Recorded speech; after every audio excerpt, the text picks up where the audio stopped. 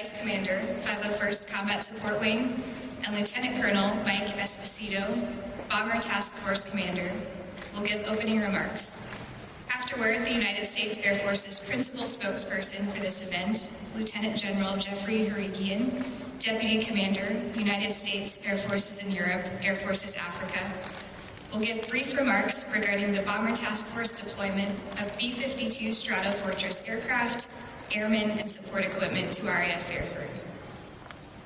After his remarks, Lieutenant General Harrigian will be available for about 15 minutes to answer your questions, and then we'll depart. For the remainder of the time, Colonel Cheatham and Lieutenant Colonel Esposito will be available for interviews, along with the Bomber Task Force B-52 air crew. Please keep questions within the subject area of the Bomber Task Force deployment, and remember all comments are on the record. Toward the end, I'll indicate how many more questions we have time for. I ask that you limit yourself to one question and one follow-up, and if time permits, we may call on you again. When you'd like to ask a question, please raise your hand until I acknowledge you, then state your name and affiliation for the record, so we can ensure you get any follow-up information we may provide.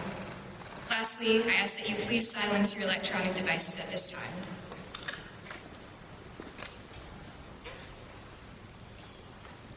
Ladies and gentlemen, Colonel Cheatham, Vice Commander, 501st Combat Support Wing.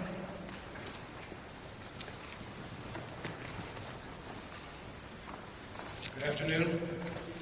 My name is Colonel Ron Cheatham. I'm the Vice Wing Commander for the 501st Combat Support Wing. The 501st is comprised of 7 bases across the UK and Norway, and RAF Fairford is one of those bases.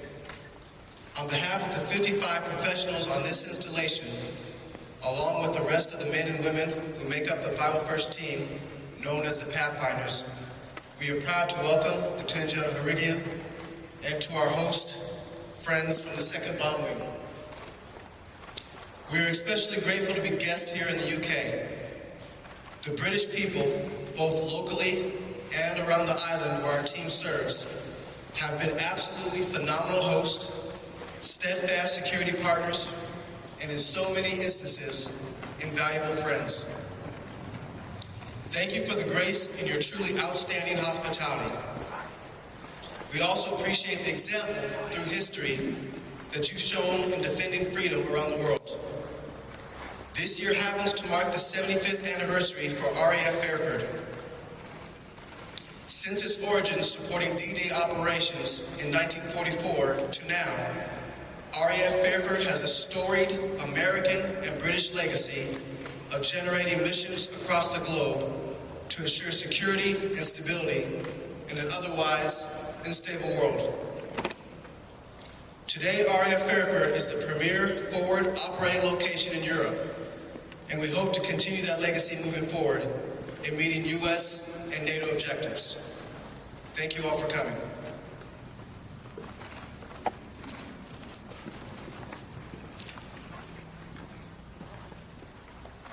Thank you, sir. Next for remarks is Lieutenant Colonel Esposito, Bomber Task Force Commander.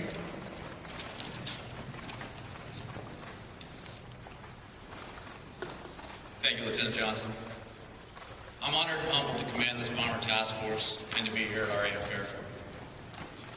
On behalf of the 2nd Bomb Wing, I'd like to thank our hosts at United States Air Forces Europe, 501st Combat Support Wing, the 422nd Air Base Group, the 420th Air Base Squadron, the town of Fairford, and the surrounding communities. U.S. bombers have a long history of operating from England. I consider it a privilege to lead a U.S. Bomber Task Force near where so many iconic air power innovators have served before. I feel like I'm walking in the footsteps of Dewey Spots, Bomber Harris, and Jimmy Doolittle. Our task force is capable of operating and maintaining multiple B-52 aircraft, sustaining those operations for a prolonged period, and caring for the personnel conducting those operations with an organic combat support capability. We also provide a long-range precision strike capability for the United States European Command. On this deployment, we will validate our readiness and interoperability with regional allies and partners. Overall, our airmen will become familiar with European airspace procedures and enhance the skills and relationships key to operating in the European area of operations. Our bomber crews will exercise their readiness and proficiency Our maintenance crews will generate and repair the aircraft that our crews need to operate. Our support team will provide security, communication, logistics, feeding, accountability, and other essential services. We'll also train with our allies and partners to tangibly demonstrate our commitment to security and stability. Being here in Europe enhances our professional relationships and improves our overall coordination with allied and partner militaries. Bomber missions demonstrate the credibility of our forces to address an uncertain global security environment. The ability to operate from Europe allows us to quickly respond and assure our partners with a forward and ready force. RAF Fairford provides tailored capabilities and facilities that make it an ideal platform to launch, recover, and maintain B-52 air power. The overwhelming support we receive from the wing, base, and community is welcoming, and it helps us overcome the inherent challenges of sustaining a force like this one. Again, thank you all for making us feel so welcome. We're very excited to be here in England and look forward to having a successful bomber rotation for the United States European Command.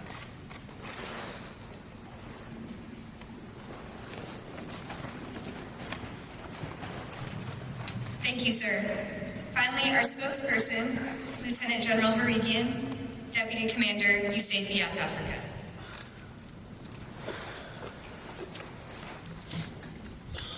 Good afternoon, and thank you all for joining us here today. First, let me take this opportunity to thank our hosts here at RAF Fairford. You know, the RAF Fairford has always delivered, and they are truly great friends of us, and we appreciate everything that they do for us every day. You know, you are truly a testament to the special relationship our great nation shared.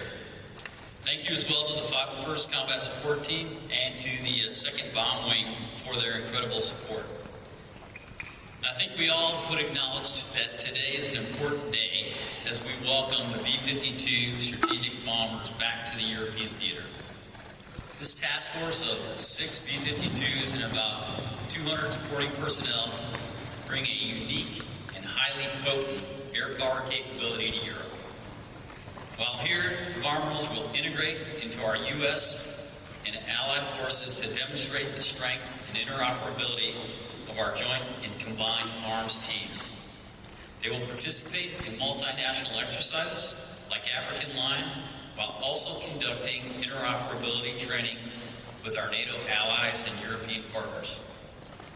The task force will operate across the USAF Africa theater from the Arctic all the way down to the Sahara Desert, demonstrating how the United States, with our allies and partners, can quickly amass at a time and place of our choosing to deter and defend against any possible aggression.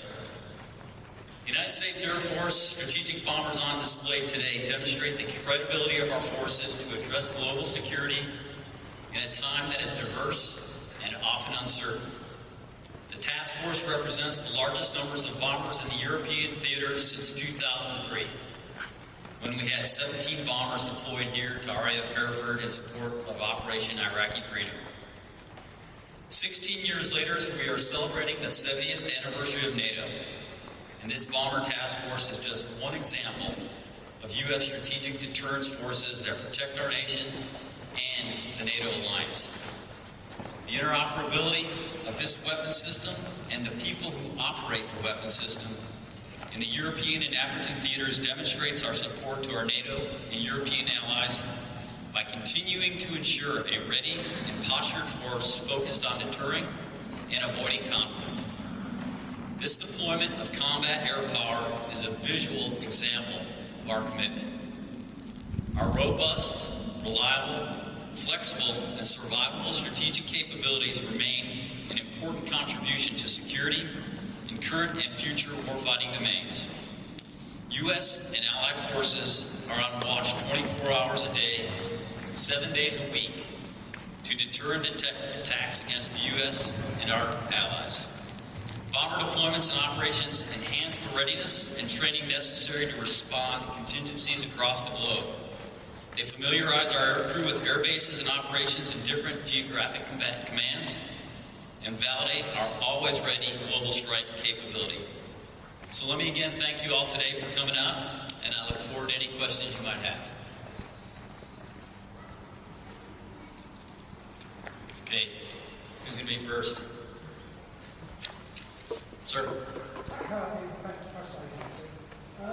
understand it's the first time the bomber force has been equipped with programs. How do crews feel knowing that not only can other military situations but a high percentage of the civilians? So certainly we're always aware of the environments that we're operating in. And as you can well imagine, we work closely with our allies and partners, and particularly here in the UK, to understand the operating environment that we're going to operate in. And I would offer to you that, as I mentioned, this visible deterrent is certainly something that people across the globe are going to recognize, but I want to focus on really the interoperability and the training that we're afforded to operate here in this environment, which quite frankly we don't often have the opportunity to do when we're operating back in the States. So this truly represents an opportunity to demonstrate our forward presence and operate with our partners. Yes, ma'am, go ahead. Yes, ma'am. This being the largest US bomber deployment since the Iraq War, as you mentioned, why now? And what is the strategic thinking behind this for you? And do you have any more plans to enhance your presence in the UK? Well, we're always looking for opportunities to train with our partners. And as we look across the globe, we look for areas that we have the partners that are willing to exercise and interoperate with us in manners that will achieve the global effects that we're looking to achieve, which frankly are to, number one, assure our partners, and then deter across the globe. And this is a great opportunity here in the UK to train with some very important partners and assure our NATO allies that we will be here, be forward and present with them should any larger conflict should ever occur. Sorry, could you state your name and affiliation, ma'am? Thank you. Thank you. Yes, sir. Sir. For the questions, could you just talk a bit more about the importance of RAF and why it's so good, the work that you do? So RAF Fairford, first off, as you can tell, is a fabulous place for us to operate. But I think more importantly, it provides us a strategic location. And as you look across the globe, affords us an opportunity to either go farther to the east or operate in the European area of operations. And fundamentally, the infrastructure that we have here and the relationships that we've built over time afford us an opportunity to quickly employ over here and then maneuver wherever the operations would drive us to operate in. And then what I would offer to you is that this facility is something that gives us that flexibility and time and agility that we need.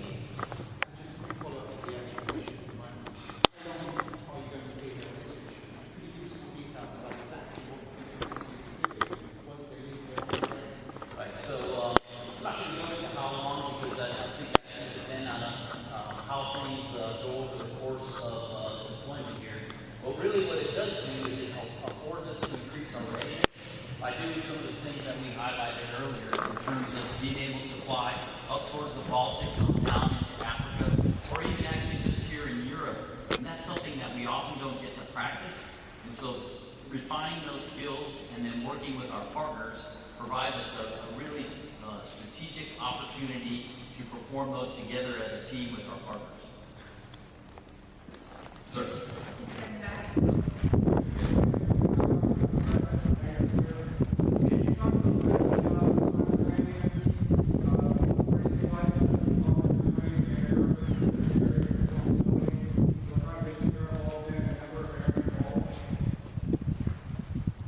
So the broader mission set really has been an opportunity to practice some of those interoperability skills, not only in operating here in this theater, but also, as you highlighted, in the Indo-Vietnam environment. And so I can't talk specifically to their objectives, but more broadly, the ability to operate in different environments at the same time and demonstrate the global reach and the capacity to do that in a timeline that synchronizes our efforts is really a tremendous opportunity for our collective teams on both sides of the theaters, if you will.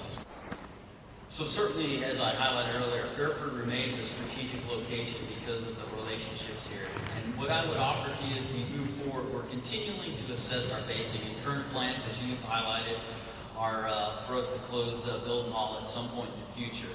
But as we look in the environment, we will continue to assess and take a good look at that across, frankly, the UK and the broader European region to make sure that our posture and our forward presence locations fit the plans that are out there. And I think as the environment changes over time, that will be something that we continue to assess, and we'll look at how the environment has changed such that we ensure we have the right strategic basing construct. Okay, so it's then no plans that you do that deployments in a more regular basis like in the past? We'll continue to have a rotational presence here. It wouldn't be appropriate to go in the exact timing of that, but I think as we've demonstrated here, we have the agility to do it in a timely fashion, and we'll continue to do that. Thank you. Sir. The rules are all different airways, we're constructed differently, working with the controllers, a lot of that is different. Now, a lot of the tactical stuff that we do, we're integrating with the units are the same, but really just operating around this airspace and being in the right place is really important. Thank you.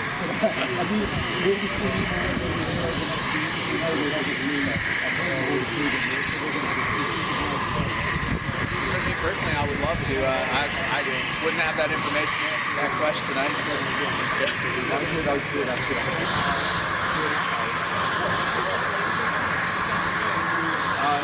Specifically, we're going to be training, so it's not just our air crews. We also have large maintenance presence and also our own support function that's with us. We're going to practice everything from putting everything together, packing it up, getting it out here, unpacking that, getting the aircraft, decorating that aircraft, and then for our air crews,